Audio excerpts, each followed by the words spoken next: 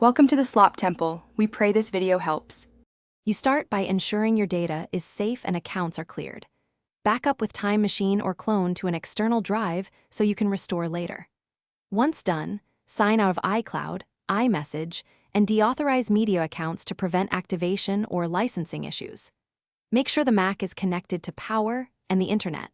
Then shut down and boot into recovery with Command+R Intel or Option Command-R for internet recovery. This gets you straight to disk utility and reinstall options. Now you'll erase the internal drive properly so Catalina installs cleanly. Open Disk Utility and choose View right arrow Show All Devices. Select the physical drive, not just the volume.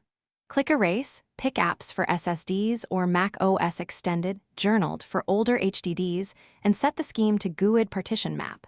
Erasing removes all data, which is why you backed up. After the erase completes, quit Disk Utility and choose Reinstall Mac OS. This prepares the system for a fresh Catalina installation.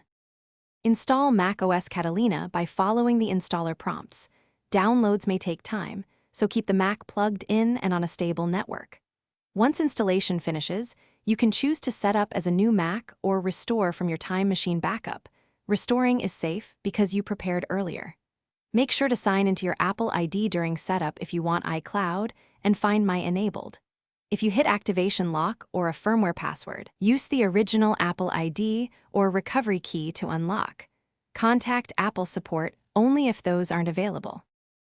Thanks for watching. Consider subscribing if we helped you.